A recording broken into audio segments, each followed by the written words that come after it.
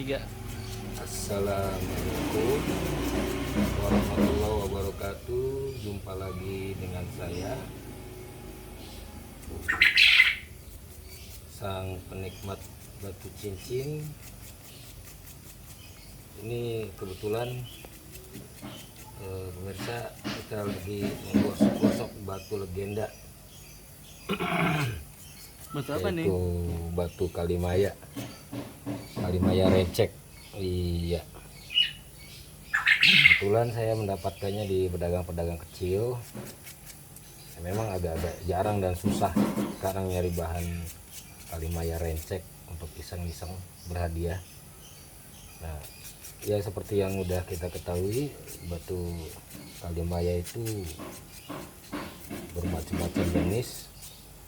Banyak diantaranya yang saya ketahui itu jenis black opal, ada Kalimaya kopi, ada teh, ada bensin, ada susu, terus juga ada apalah gitu ya, ada lah, dan lain sebagainya. Ya, memang jenis-jenis Kalimaya sendiri masih beraneka ragam. Nah, perlu diketahui batu ini sebenarnya tidak begitu keras, tidak seperti batu-batu yang lain semacam bacan, giok, pancawarna, atau batu-batu keras-keras yang lainnya ya. Beberapa cara untuk membentuk batu sendiri ya emang macam-macam. Ada yang pakai gerinda, ada yang mini grinder, ada yang cuma pakai amplas. Tergantung kesulitan yang dialami oleh si pengrajin batu itu sendiri ya.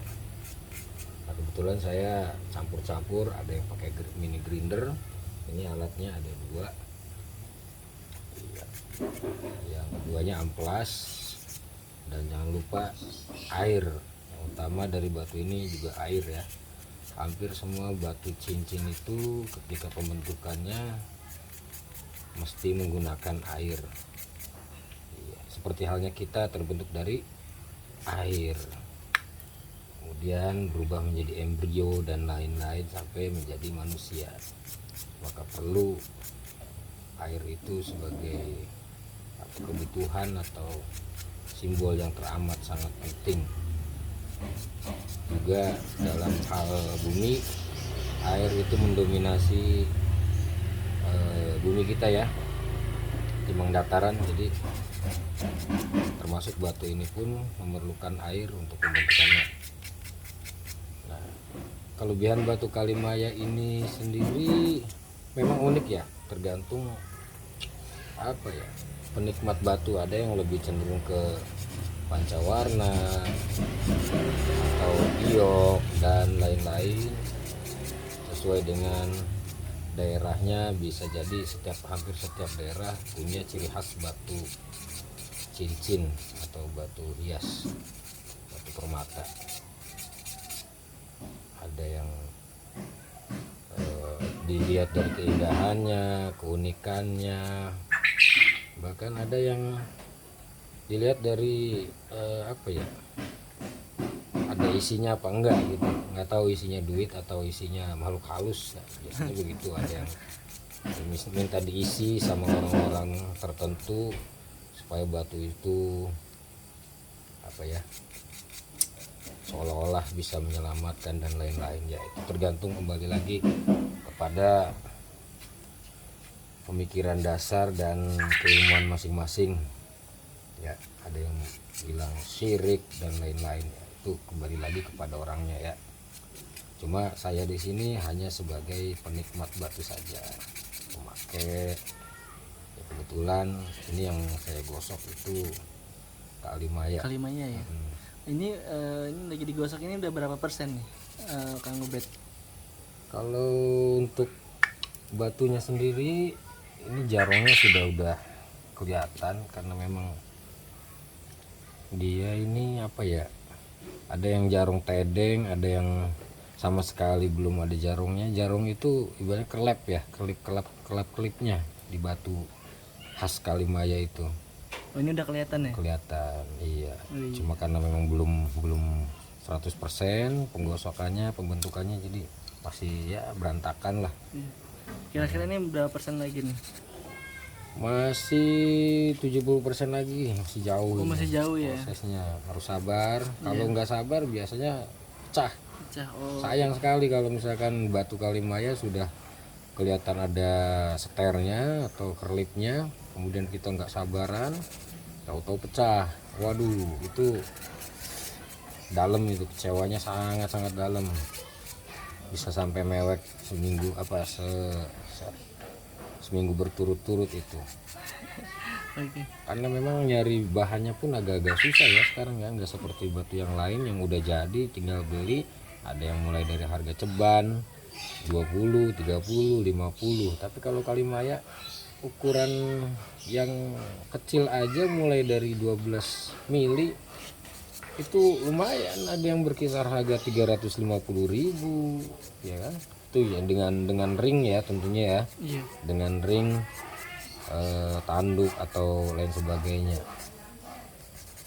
Nah, itu dia salah satu jenis keunikan batu kalimaya. Memang sih kalau dibilang harga kalimaya kenapa enggak sejatuh batu-batu yang lain ya, saya sendiri kurang paham. Mungkin masih banyak penghobi atau memang kecenderungan keunikannya masih bisa dipertahankan, adu gengsi dan lain-lain, karena emang sangat-sangat unik. Kalimaya pun ini asal muasalnya memang dari Maja. Orang bilang katanya Kalimaja yang terdapat di daerah Rangkas Bitung, Provinsi Banten ya. Kalimaja.